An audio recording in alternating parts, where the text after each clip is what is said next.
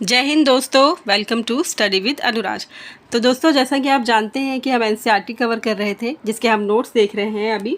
तो आज उसी सीरीज़ में हमारा 3rd चैप्टर है, जिसका नाम है भोजन संग्रह से उत्पादन तक। आज हम इसके हैंड रिटन नोट्स देखेंगे। तो चलिए शुरू करते हैं बिना किसी देरी के।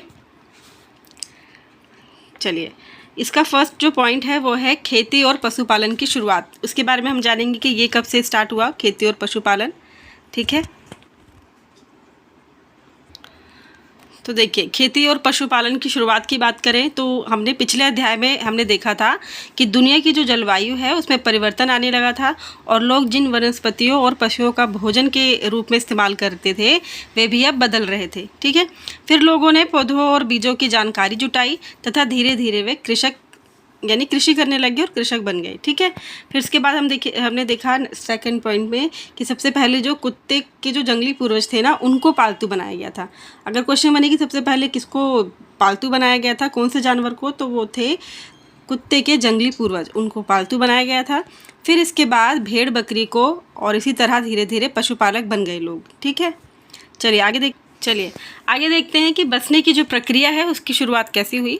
देखिए, लोगों द्वारा पौधे उगाने और जानवरों की देखभाल करने को बसने की प्रक्रिया कहा जाता है। बसने की क्रिया किसे कहते हैं? लोगों द्वारा पौधे उगाने और जानवरों की देखभाल करने के लिए जगह रहना पड़ेगा, जिसको क्या बोला गया? बसने की प्रक्रिया। ठीक है, बसने की क्रिया की ही शुरुआत कब हुई? इसकी शुरुआत हुई है 12,000 साल पहले और पूरी दुनिया में ये एक तरह से चलती रही। ठीक है, अब आगे देखेंगे हम किस प्रकार से पौधों का चयन किया जाता था उस टाइम पे। देखिए, कैसे पौधे का चयन करेंगे उस टाइम पे, तो वो जो चयन करते थे वह पौधे व जानवर जिनके बीमार होने की संभावना कम हो, ऐसे जानवर वो चुनते थे जिनके बीमार होने की संभावना कम हो, और ऐसे पौधे चुनते थे जिनके दाने बड़े हों और वो बड़े दाने वाले अनाज पैदा हों जिनसे, और जिनकी जो मजबूत हो, वो डंठल जिनकी काफ़ी मजबूत हो, ताकि वो काफ़ी लंबे समय तक वहाँ पर रह सके, जब तक वो अच्छे से पक नहीं जाए या फिर तैयार नहीं हो जाए, तब तक वो बनी रहे। ऐसी फसलों को और ऐसे जानवरों को ये चुनते थे उस टाइम के लोग। ठीक है, नेक्स्ट पॉइंट देखते हैं आगे। देखिए, हमने देखा कि वो ऐसे जानवर चुनते थे जो अहिंसक हो। ठीक है, जिसमें हिंसा ना हो, जिनसे उनको खतरा ना हो, और ऐसे पौधे चुनते थे जिनसे अच्छे फसल यानी कि अच्छे दाने मिल सके, अच्छे अनाज प्राप्त हों, ऐसे ही फसल चुनते थे। ठीक है, इसी निर्धारण के ज़रिए हम देखते हैं कि पाले गए जानवर तथा कृषि के लिए अपनाए गए पौधे जंगली जानवरों तथा पौधों से धीरे धीरे अलग होते गए। अब वैरायटी बनने लगी, लोगों ने चयन करना स्टार्ट किया, तो अच्छी चीज़ों की तरफ ही जाएगा इंसान। ठीक है, आगे देखते हैं हम एनसीईआरटी में नेक्स्ट पॉइंट क्या लिखा हुआ है। तो अनाज का उपयोग, किस काम के लिए अनाज का उपयोग करते थे उस टाइम पे? बीज के रूप में करते थे, खाद्य पदार्थ के रूप में करते थे, उपहार के रूप में भी देते थे, और भंडारण के लिए भी वो अनाज का इस्तेमाल करते थे। ठीक, अब आगे देख लेते हैं, कृषि के लिए अपनाई गई सबसे प्राचीन फसल कौन सी है? कृषि के लिए जो सबसे पहले अपनाई गई फसल है वो है गेहूँ तथा जौ। सबसे पहले पालतू बनाया गया जानवर कौन सा था? वो था कुत्ते के बाद भेड़ और बकरी। कुत्ते के बाद कौन से जानवर को पालतू बनाया गया? भेड़ और बकरी को। फिर अब हम देखते हैं नेक्स्ट पॉइंट, एनसीईआरटी में दिया हुआ है, एक नवीन जीवन शैली की शुरुआत कैसी हुई? नवीन जीवन शैली, देखिए, अब लोगों ने पौधे उगाने शुरू किए तथा देखभाल के लिए वहीं रहना शुरू किया। ठीक है, जब पौधे उगाएंगे तो उनकी देखभाल के लिए उन्हें वहाँ रहना पड़ेगा, वरना वो पौधे सूख जाएंगे, है ना, उनसे अच्छे अनाज नहीं मिल पाएंगे, इसलिए वहाँ उन्हें रहना पड़ेगा उनकी देखभाल के लिए। तो इसी तरीके से एक नई जीवन शैली शुरू हुई, और अनाज को भोजन और बीज दोनों के रूप में बचाकर रखने के लिए मिट्टी के बर्तन बनाए और टोकरियाँ बुनी गई, और भी तरीका था, गड्ढा खोद करके भी उसे रखा जाता था, संग्रहित किया जाता था। ठीक है, ये नई जीवन शैली की शुरुआत थी। आगे देखते हैं, पशुपालन भोजन भंडारण का एक तरीका।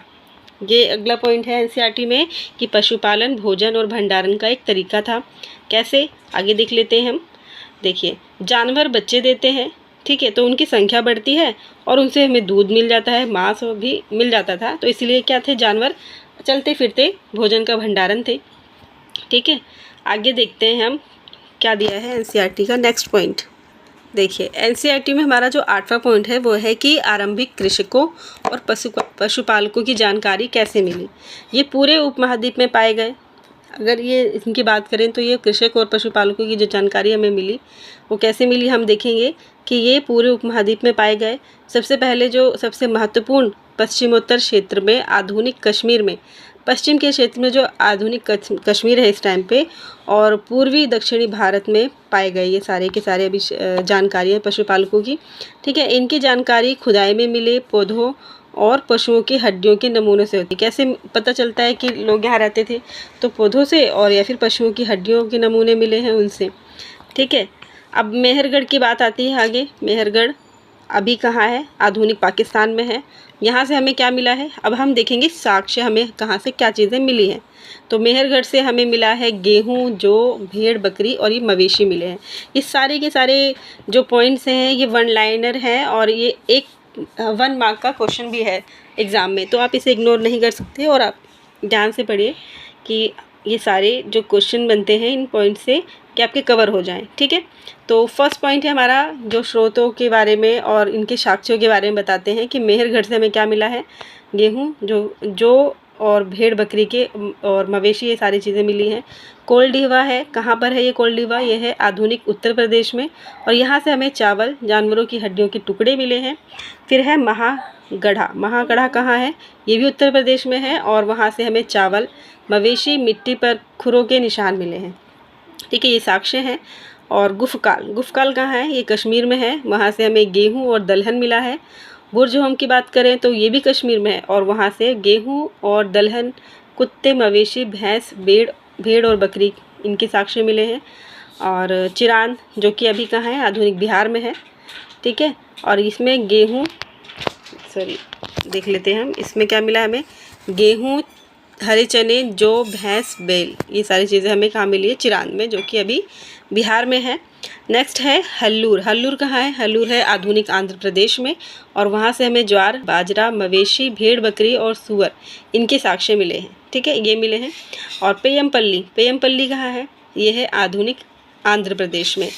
अभी का जो आंध्र प्रदेश है वहाँ पे पेयमपल्ली है, जहाँ से हमें काला चना, ज्वार, बाजरा और मवेशी, भेड़, सूअर, ये सारी चीज़ें वहाँ से मिली हैं। ठीक है, नेक्स्ट देखते हैं आगे कि जिन जगहों पर अनाज तथा हड्डियों के अवशेष मिले हैं ये उनमें से सिर्फ कुछ हैं, बाकी को हम नेक्स्ट चैप्टर में भी देख सकते हैं। आगे के अध्याय में हम पढ़ेंगे बाकी जो साक्ष्य हमें मिले हैं, अवशेष जो मिले हैं, उनके बारे में। देखिए, अब आगे हम देखेंगे कि स्थायी जीवन की ओर मानव कैसे बढ़ा, स्थायी जीवन की शुरुआत कैसे की मानव ने। तो देखिए, गर्तावास के साक्ष्य अगर हम बात करें तो ये हमें गर्तावास किसे बोलेंगे?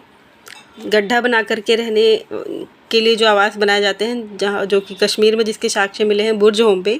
गर्तावास के साक्ष्य, क्वेश्चन भी बनता है कि कहाँ गर्तावास के साक्ष्य मिले हैं, तो वो बुरजहोम में मिले हैं, कश्मीर में। अब गर्तावास किसे कहेंगे? गड्ढे के नीचे का घर, उसे बोलेंगे गर्तावास। और उतरने के लिए इसमें सीढ़ियाँ थी, ठंड से सुरक्षा प्रदान करती थी, इसलिए गर्तावास बनाए जाते थे कश्मीर में। ठीक है, अब घर के अंदर बाहर आग जलाने के साक्ष्य भी यहाँ मिले हैं। अंदर बाहर आग जलाने के राख के साक्ष्य कहाँ मिले हैं?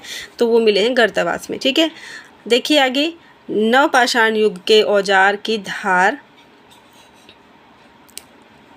को अधिक पैना करने के लिए उन पर पॉलिश की जाती थी।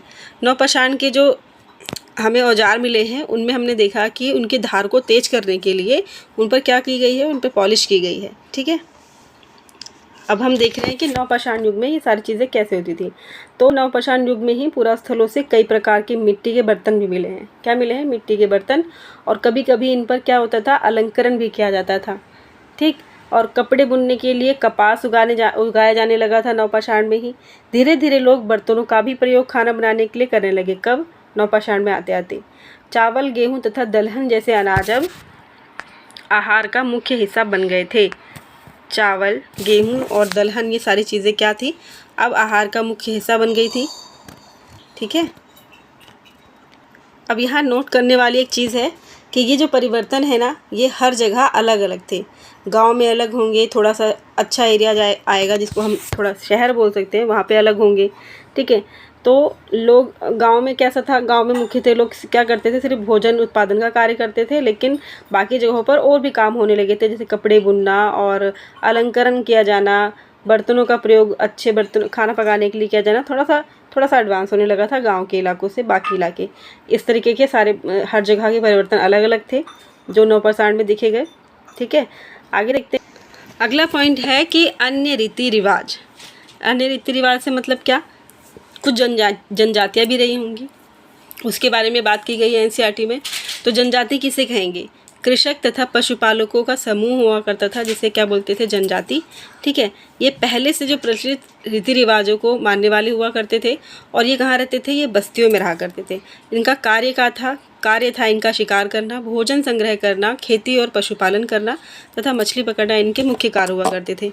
ठीक है, और इनके, अब हम महिलाओं के कार्य की बात करेंगे जो जनजाति में रहा करती थी। जनजाति की महिलाओं के कार्य क्या थे, खेती का काम करना, जमीन तैयार करके बीज बोना, पौधे की देखभाल करना, उन्हें काटना और फसल दावकर अनाज कूटना पीसना, ये सब क्या थे, ये महिलाओं के कार्य हुआ करते थे जो जनजाति की महिलाएं थी। ठीक है, अब पुरुषों के कार्य का विभाजन था यहाँ पे, यानी कि ये मुख्यतः इनका काम हुआ करता था पशु चराना, और दोनों मिलकर जो काम किया करते थे वो थे बर्तन बनाना, टोकरियाँ बुनना और औजार तथा झोपड़ियाँ बनाने में दोनों मिलकर काम किया करते थे। ठीक है, आगे देखते हैं कि सूक्ष्म निरीक्षण की बात करें तो इसमें हम 2 शहरों की बात करेंगे, जिसमें पहला है मेहरगढ़। उस टाइम पे मेहरगढ़ कहाँ था, बोलन दर्रा आपने देखा होगा कि ईरान जाने वाले रास्ते में पड़ता है एक दर्रा जिसे बोलते हैं बोलन दर्रा। उसके पास एक हरा भरा समतल स्थान है जिसे हम बोलते हैं, जो है मेहरगढ़। ठीक है, अब यहाँ इसके बारे में हम क्या बात कर रहे हैं, इसमें हम देखेंगे कि यहाँ के जो स्त्री पुरुषों ने सबसे पहले जो गेहूँ उगाना शुरू किया था, सबसे पहले क्या उगाया था मेहरगढ़ में, जौ और गेहूँ उगाना शुरू किया था, और भेड़ बकरी को पालना शुरू किया था। कहाँ पे, मेहरगढ़ में। ठीक है, अब खुदाई में जानवरों की हड्डियाँ मिली हैं, किनकी, हिरण, सूअर और भेड़ बकरी। जानवरों का हमें ध्यान रखना बहुत ज़रूरी है कि नवपाषाण में कौन कौन से जानवर इन्होंने इस्तेमाल किए या फिर किसका यूज़ करना मानव सीख चुका था, क्योंकि खासकर एनसीईआरटी में जो 1 मार्क के क्वेश्चन बनते हैं ना किसी भी एग्ज़ाम में, वो ऐसे ही बनते हैं जिसमें हम कंफ्यूज रहते हैं कि किस जानवर का नाम लिया गया है, तो इसीलिए ध्यान रखना बहुत ज़रूरी है।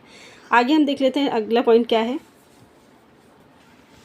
देखिए, एनसीईआरटी में दिया गया है कि बस्ती का आरंभ, उसका एक डेट दिया गया है जो कब हुआ, 8000 साल पहले हुआ बस्ती का प्रारंभ। ठीक है, बसने का जो प्रारंभ हुआ था वो 8000 साल पहले हुआ था। और वहाँ के घर कैसे हुआ करते थे, मेहरगढ़ के चौकोर तथा आयताकार हुआ करते थे, और घरों के अवशेष मिले हैं जो वो चौकोर तथा आयताकार मिले हैं।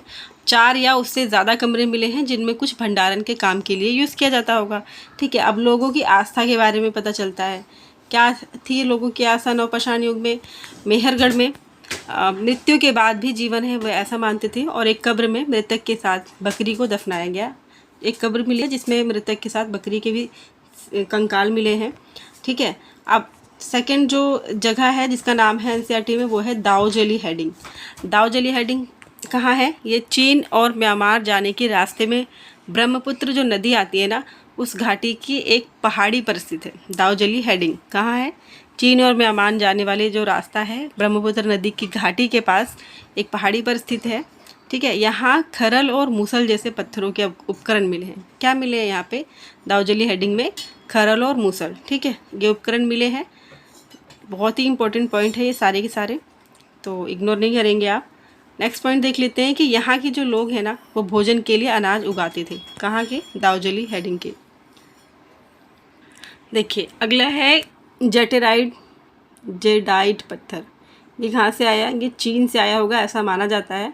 और मिला है काष्ठाश्म। ये क्या था, ये था बहुत ही प्राचीन लकड़ी जो कि बहुत ही पुराने समय से रही होगी, जो कि अब पत्थर की जैसी बन गई होगी। ठीक है, ये मिले हैं, जेटाइट मिला है और काष्ठाश्म मिला है, 2 चीज़ें वहाँ से मिली है। ठीक है, और नोट करने वाली चीज़ यहाँ पे क्या है, ये नवपाषाण युग का सबसे प्रसिद्ध पुरास्थल में से एक है। जो नवपाषाण युग का पुरास्थल मिले हैं उनमें सबसे प्रसिद्ध एक पुरास्थल है जिसका नाम है जतालयूक, जो कि कहाँ मिला है, तुर्की में मिला है। और यहाँ दूर से कई चीज़ें लाई जाती थी। यहाँ पे क्या क्या चीज़ें लाई जाती थी, तो वो थे चकमक पत्थर, लाल सागर की कोड़ियाँ तथा भूमध्य सागर की सीपियाँ यहाँ पर लाई जाती थी। कहाँ, जतालयूक, तुर्की में। ठीक है, तो ये था 3rd चैप्टर जिसके हमने नोट्स देख लिए हैं। ये हमारा 3rd चैप्टर यहाँ फिनिश होता है। आगे हम 4th चैप्टर देखेंगे उसके नोट्स। तो आज के लिए इतना ही। Thank you so much. और अगर आपको स्पीड थोड़ी ज़्यादा लगती है तो आप उसे कम कर सकते हैं या फिर इसे थोड़ा सा जूम करके भी देख सकते हैं, जैसा भी आपको ठीक लगे। आज के लिए इतना ही। Thank you so much. Jai Hind, bye.